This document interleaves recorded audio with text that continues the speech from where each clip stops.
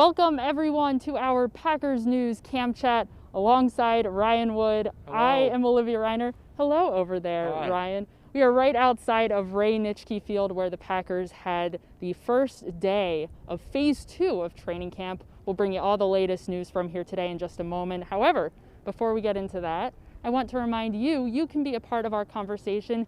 If you're over on Facebook, leave us a comment, leave us a question. We will get to some of those toward the end of our conversation today. Ryan, Packers fans can finally breathe a sigh of relief. Defensive lineman Kenny Clark has signed a 4-year, $70 million contract extension, making him the highest paid nose tackle in NFL history. Ryan, what does this big payday for Clark say about how the Packers view him in the future of the defense? He's a pillar of the organization. There's no question about it. It's the highest signing bonus, $25 million, ever given to a non-quarterback in Packers history. That's a lot of money and well-deserved. And you got to remember, these type of decisions are not based on what has been done in the past, but the projection of what's going forward. A couple years ago, when the Smiths got a lot of money, it was based on their projection of what they could do. And what did they do last year? 25.5 sacks among them, most among any teammates in the NFL. They're expecting Kenny Clark to keep growing. He's only 24. He turns 25 in October. That's why you pay him $70 million over 4 years. You expect the projection over that time. That takes him through his mid-20s. You know, so it's a big deal. But that was the market. They paid him market value, and they set the market at his position. A lot alike on both sides. Kenny Clark said that he woke up yesterday. He woke up yesterday. He went to home yesterday. Went to bed early. Got to bed around 8 o'clock last night.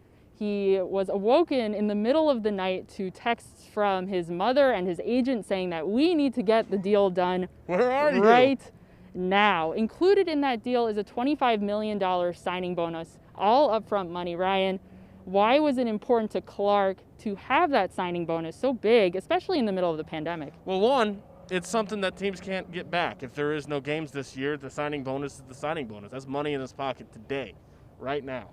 And if you look at the team side, why would they want to give a big signing bonus like that? The proration over 4 years helps to manage the cap. And this is a team, you look at the top of their roster now, the money continues to accumulate. Aaron Rodgers, a few years ago, signed the richest deal in NFL history. 2 years ago, they gave the Smiths a lot of money, Billy Turner, Adrian Amos, and now Kenny Clark. They've got 3 guys on the front, the defensive front that are studs. They got the Smiths and they got Kenny Clark. All 3 of those guys are getting paid like studs. All 3 of those guys are getting paid like Pro Bowlers. So it's they're paying to keep one of their best players, but they certainly they didn't skimp on the dollar amount. They gave him a lot of money up front. They have a lot of money to sign, and that's a very good deal for him. Kenny Clark is locked in for the next 5 years. However, the Packers still have a number of 2021 free agents left to address, including left tackle David Bakhtiari. Ryan, with Kenny Clark's extension finally out of the way, how likely is it that the Packers are able to get something done with Bakhtiari before the regular season starts? Yeah, it's a good question. We haven't seen what the cap will look like now for next year after this Kenny Clark deal. Like I said, the fact that they are able to prorate it down with the $25 million, that does help. The bottom line is that the teams in this league do not let their best players go. David Bakhtiari is a all-pro left tackle. I would be stunned if they let him walk. You don't let a guy, especially for 2 reasons. I mean, what is a left tackle's job? To protect the quarterback, right? And that you've got the quarterback's blind side. Well, you've got an aging Aaron Rodgers. You want to keep him comfortable in the pocket. And then you're looking in a few years to potentially make a quarterback transition. And aside from maybe a running game, what is a young quarterback's best friend? Having his jersey clean and having his blind side protected. Who in the league does that better than David Bakhtiari? So it's not going to be cheap. He is an all-pro left tackle, but the teams just don't let their best players go. It's just the bottom line at the end of the day. They keep their best, and that's what you'd expect the Packers to do. David Bakhtiari, Kenny Clark, and all of the Packers hit the field right behind us today for the very first day of training camp, unpadded practice. It kind of looked like a normal training camp, especially at least on the field. Football was being played, granted no pads, just in shorts. However, the big glaring difference from typical training camps was that there were no fans in attendance. Ryan, how did the lack of crowd noise impact what the team was able to do out there on the field today? Well, it allowed us to hear everything being said. It was a really different experience having it be so quiet. It was almost eerie. I don't know how you felt just rolling in. You're used to seeing all the bikes. You're used to seeing fans just flooded everywhere, and there was none of that. I kind of thought that there'd be more fans here just milling about, and there really wasn't today. And so, on the field, in some ways, it's kind of a taste of what they're going to get in the regular season. There's not going to be any fans in the stands in the regular season during games.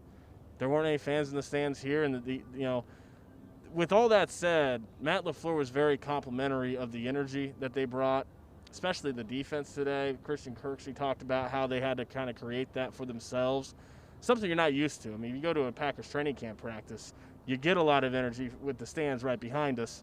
That's just naturally, it's funneled in naturally. Didn't have that today. So it's kind of a taste of the new normal for this team, but it's something that they're going to have to get used to. And I think that the energy and the crispness of the practice today, not a lot of mental errors for day one. High pace, high tempo. It was something that Matt LaFleur had to be pretty happy about. Quarterback Aaron Rodgers said that it felt like a really sharp practice, that the energy was there, the spark was there. Rodgers, Tim Boyle, and rookie quarterback Jordan Love were all on the field today taking reps. Ryan, how did the Packers balance all of those reps among three quarterbacks? Yeah, so Aaron Rodgers got the bulk of them. Tim Boyle got most of the number 2 reps, and then Jordan Love worked his way in as well. Tim Boyle had a good day. His first deep ball of camp, threw it perfectly, and also noteworthy in this play was the receiving end, because it was to Marquez Valdes-Scantling, who beat Josh Jackson down the middle of the field, and he caught the ball. It was similar to play one at Lambeau Field against Chicago late in the season. You remember the play. He beat Bears secondary deep. Aaron Rodgers' ball was perfect and went through his hands deep. Marquez Valdes-Scantling got a good start to camp today. I think that was important to him. But, yeah, the ball from Tim Boyle, the deep ball was perfect, about 45 yards, and it just kind of reminds you, oh, yeah, this guy can play too. The Packers are actually high on Tim Boyle. I know that they drafted a first-round quarterback. They actually do like Tim Boyle. And when you see the likelihood that there's probably going to be 3 quarterbacks kept, it's not window dressing. It's not just to do it. Tim Boyle is a guy they believe in. And if Aaron Rodgers has an injury early in this season, Tim Boyle is a guy they feel can go in with the year that he's already had in this playbook and operate the first couple weeks of the year, an offense at a proficient manner. So I think you saw that today from Tim Boyle. He's going to be right there in the running, especially early in the season for QB2. The balance of snaps, the quarterbacks getting back into the flow of things is extremely important, and so are the players in front of them, the offensive line. Matt LaFleur, head coach, said leading up to this day, a training camp, that we would see a lot of competition, especially along the right side of the offensive line, and he was not wrong. We saw Billy Turner taking some reps at right tackle. We saw also Rick Wagner taking some snaps also at right tackle too. Even Lane Taylor got in at right guard a little bit as well. Who has the advantage there, especially along the right side of the offensive line? Well, it's going to have to see. Obviously as camp plays out, we'll get a better feel for that. I thought what was most telling, though, was that Billy Turner didn't just get right tackle reps. He got first right tackle reps. The first place Billy Turner lined up was not right guard. It was right tackle. And it was a complete departure from last year with Brian Bulaga at right tackle. You did not see Billy Turner at right tackle. He was at right guard, the position they signed him to play the entire time. And that's where he lined up. So for him not only to get right tackle reps, but to get right tackle reps first, for that to be his start to camp, with Lane Taylor at right guard. Lane Taylor, a 3-year starter at left guard, maybe moves over to the other side. Rick Wagner, he's going to be in the fold. He's got an opportunity as well. But you start to see that, hey, maybe they have a little bit more tackle depth than what they've listed, especially if they consider Rick Wagner more of a swing guy instead of your starting right tackle. We'll have to see, but there's a lot of moving parts in that right side of the offensive line. There's a lot going on there. You saw that today. I think you're going to see that throughout camp. it's certainly something to keep an eye on as we continue through camp. Head coach Matt LaFleur, it was too soon for him to make any commitment saying exactly how that competition is going to work out, so it'll be something that we will continue to follow up on as we continue through training camp. Let us get to some of your Facebook questions today. Thank you so much, everybody, for joining us. Let us get to, we'll start with Kyle, actually. Kyle says, how many more cuts do the Packers have to make to get to 80? So, just most recently, the Packers released 3 players. This is going to be a challenge, Ryan, for me to recall all 3. I believe Darryl Stewart was one of them, the wide receiver. Dequoy, the cornerback, mostly undrafted free agent players, and also tight end James Looney. The 3 of those players were released, which is an indication that players are going to start to come off of the COVID IR list, including we know Mason Crosby is coming off, which would mean that there's 4 players still on there. However, we don't know exactly when those other 4 will be coming off that list.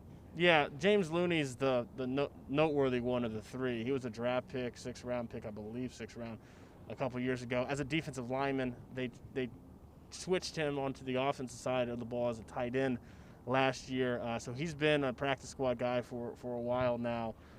He's the most noteworthy of the 3. But you're going to see, I think, a lot of roster machinations and transactions as guys come off, like you said, from the COVID-19 list. And it's going to be a very fluid moving process for these probably the first week of camp. Yes, something to certainly keep an eye on. The players that are on COVID IR, Ryan, do not count against the active roster. So they are making some changes accordingly. Technically, right now, it would appear that the Packers are under 80, given the fact that only 1 player came off of COVID IR today. So we'll see if there are any other movements over the next couple of days. You would think that some of those players, Jay Sternberger, who else? Long snapper Hunter Bradley. Some of those players were all present at practice today. However, they did not practice. They did not have their helmets. So I would expect to see them coming off at some point in the future. Let's move on to Natasha. Natasha wants to know, how did Equanimeous St. Brown, the wide receiver, look today, who spent most of last season on injured reserve? He comes back for this next year in the Packers offense, his first under head coach Matt LaFleur fully in this offense. Ryan, who was he taking reps with primarily today? Yeah, didn't notice much from him today. That's something, once they get into one-on-ones especially, I think it's when it's going to be really interesting to see guys who pops in one-on-one situations against cornerbacks. He's a guy working back, and he's got, he missed all last year, obviously, on IR because of the ankle injury. So I imagine just getting back on the field, it's going to be an acclimation process. It's been a while for him. Day 1, didn't notice much. We'll have to check back in with you. Come back next time for our next live stream. We'll let you know if we have any updates on any big plays from Equanimeous St. Brown. Let's move on to Kenny. Kenny wants to know, how good is the Packers tight end position? The Packers said goodbye to veteran tight end Jimmy Graham in the offseason, and they welcomed in a 3rd-round pick in tight end Josiah DeGuara. We saw DeGuara out there quite a bit, taking reps guy with the ones. What positions was he playing all throughout camp today? Yes. Yes is the answer. Yes. No, it was interesting because during position drills, Josiah DeGuara was with tight ends, which is his listed position. He was blocking, running routes with the tight ends. Then they go to routes on air, and the very first rep, he's at fullback. And they also took some tight end, started from the tight end spot, routes on air. Then they get into the 11-on-11, and he's playing both. He's playing fullback, he's playing tight end, he's flexed out. It's kind of more of an H-back type guy. He's, as advertised, this is what Matt LaFleur said draft night, and they've said throughout the offseason, is that this guy is going to move all over the formation. Day 1, he moved all over the formation. And so you can see how he's going to get some snaps. He's going to be part of this offense. I don't know how big of a part of this offense he'll be, but there's going to be a role for him because of the versatility that he brings and his ability to dictate matchups. That's why Matt LaFleur loves that fullback position. He feels that it allows them to dictate matchups to the defense. And Josiah DeGuara, they see as a guy that can do that from a lot of different spots, and I think you saw that today. Going back to Kenny's question specifically, the Packers added DeGuara, and they're also welcoming tight end Jay Sternberger into a bigger role. He had a season marred by injury back in 2019. He is currently on the COVID reserve list, so he hasn't been able to participate much in these practices. What kind of role can Sternberger grow into, especially now in the absence of Jimmy Graham? They hope he develops. You know, it was a shame for him last year. The play he got hurt on with his hip was one of the more impressive plays from any tight end all of the season. That extended play, right sideline catch where he went up over a linebacker in Dallas, was on the same page with Aaron Rodgers, then finished the play for 25 yards. Then he comes down and lands awkwardly, lands hard, and hurts his hip, and then he's out for 5 games. So they hope he continues to develop. Mercedes Lewis is the old veteran there that's he can block, and he's going to have a role in this offense. The other guy too, Evan Bayless is a big dude. That's my very non-official observation when I was watching tight end drills today. He's big. He's a big guy. So I would not count out Evan Bayless. He's a guy that he got a little bit of exposure to the active roster last season. He could be a candidate to make the roster as well. Don't count out Evan Bayless. You can quote Ryan on that now.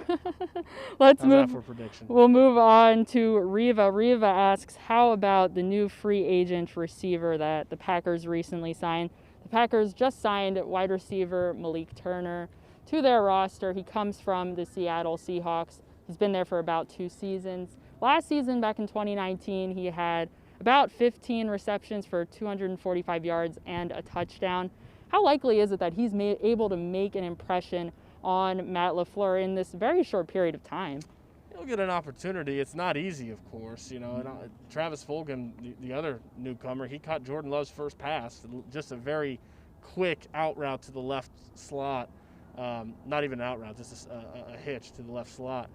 But you know, those guys will have an opportunity. I thought from a receiver standpoint, 2 guys that had a good day today was Allen Lazard, who caught a touchdown from the first wow throw from Aaron Rodgers at camp, threaded it past Josh Jackson in red zone.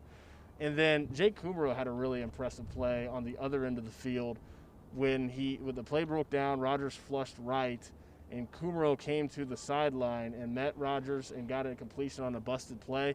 You talk about the scramble rules that this team likes to incorporate with Rodgers at quarterback. That's a good example of a way to get trust from your quarterback, is to follow those rules, to work your way back to the sideline, to give Rodgers a target, and was able to do that and finish the play. I thought those were some of the early things that jumped out at the position. Moving on from the wide receivers now to the running backs, Brent wants to know, how did A.J. Dillon look on his first day on the field with the team? I think he looked pretty big. I think that was the consensus from head coach Matt LaFleur. Everyone seemed to be remarking today on how physically big A.J. Dillon looked, especially for a running back. Ryan, what was your first impression of how Dillon looked out there today? All right, look. A.J. Dillon's a really large human being.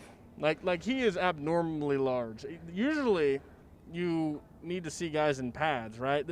He looked like he was already wearing pads. And not just up top. I thought Christian Kirksey said it great. You know, as a linebacker, Kirksey said today, you want to man up and you want to hit a guy high in the hole. Like it's a game of physicality. You want to be physical, especially at that position, linebacker, right? And then you see A.J. Dillon, you're like, nope, got to go low on this guy. He's 250 pounds.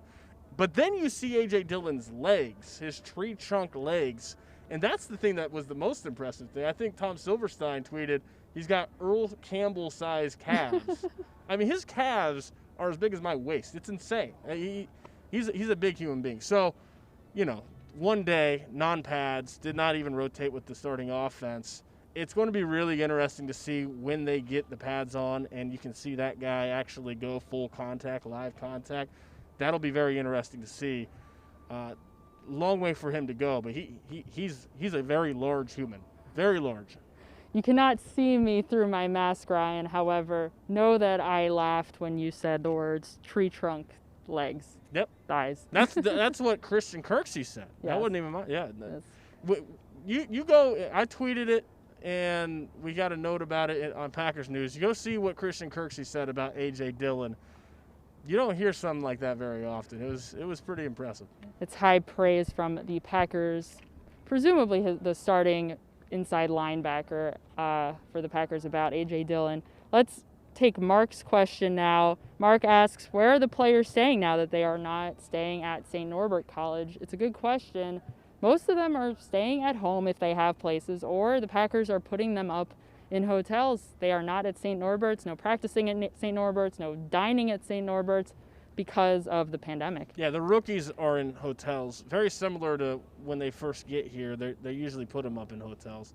That hasn't changed much because a lot of these guys, I mean, you're waiting to know if you want to make the team. The veterans who have places to stay here are allowed to stay at home. So similar to kind of a post-St. Norbert type deal. Once they get out of the dorms, that's how they do it, and they're doing it just without ever going to the dorms this year. We've got a question also from Norman. Norman asks, Tyler Irvin, running back Tyler Irvin, punt returner, kick returner Tyler Irvin, to wide receiver now. Do they then technically roll with 5 running backs? This is a good question. We saw Tyler Irvin mix in some individual drills with the wide receivers today. We know that Matt LaFleur likes to use him on some interesting looks. He was used in the offense very sparingly last season. However, when he was used, it was usually on some sort of shovel pass end around situation. How likely is it that Tyler Irvin continues along that same path and is used in some of those more creative ways through the air? I think that's what he is. He's the gadget guy. You know, he's the kind of he's a guy that Matt LaFleur can use creatively in the formation, and you saw that in the playoffs last year. It didn't take long once he got here for him to start getting used in specialized plays. I think you'll see that build on this fall. I mean, I think there's going to be a role. They've got Aaron Jones, Jamal Williams, A.J. Dillon perhaps, so your traditional ball carriers, they've got that covered. I mean, they've got a pretty deep backfield. So when he is on the field offensively, I think it'll be either as a decoy, hey, 32's on the field, watch something here, and then it's a traditional play, or it'll be something where it is a gadget-type play. That's something to keep an eye on going forward as the Packers continue to practice and Tyler Irvin continues to get integrated into this offense.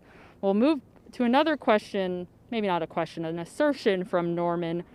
Norman says, just looking forward, he says he would bring back Kevin King over Aaron Jones and possibly tag David Bakhtiari. Back a couple days ago, Tom Silverstein and I had a conversation about how likely it would be that the Packers would use the franchise tag on a player like David Bakhtiari, or at the time, Kenny Clark. Clark now being out of the picture. How likely is it that the Packers would extend the franchise tag to any of their 2021 free agents? Well, it's something that they usually loathe to do. It's not historically what they've done. If it came down to whether or not you're going to let David Bakhtiari walk or you're going to tag him, I would think that you'd tag him before you let him walk. I mean, you just can't let that guy walk out the door regardless. That said, what is the cap room allowed and all those things? So, I would – it's hard to say because this is historically a franchise that hasn't done that. This could be an exception. As far as Kevin King, look, if he has a season like last year, 15 games played, 5 interceptions, he's going to get paid. That's just the reality with Kevin King. If he does what he did last year, he will get paid. Aaron Jones, ordinarily you'd say a cornerback has more value than a running back, but if you just look at the difference in this offense last year, when Aaron Jones is on the sideline and when Aaron Jones had the ball, it was literally a night and day in terms of production. He was as valuable as anyone on that offense, including Aaron Rodgers, when you look at the difference with him being involved and him not involved. So just because of the facelift that he gives the entire offense, I think it in some ways transcends just your generic running back value because he's so impactful on that side of the ball. So I don't think it's as simple as saying, well, you pay the cornerback, you don't pay the running back, because Aaron Jones, he's not just talented, he makes a big difference being involved in the offense. Aaron Jones being such a big part of this Packers offense, it's a good question, and there are other players that are also well-deserving of getting paid too. We will see who the Packers decide to extend as we get closer to free agency. We've got a little while to go, but we'll see when we get there. That is going to do it for us today, everyone. We enjoyed getting to do this in person for once, Ryan. It's good to see feels you, like Olivia. A rarity. It is nice to see you not through a computer screen. We will be back on Monday to give you more news coming out of training camp. Make sure you're following us over on PackersNews.com. Also on our social media pages as well. Facebook, Periscope, YouTube. You're already over there, hopefully watching us. Make sure you give us a follow for more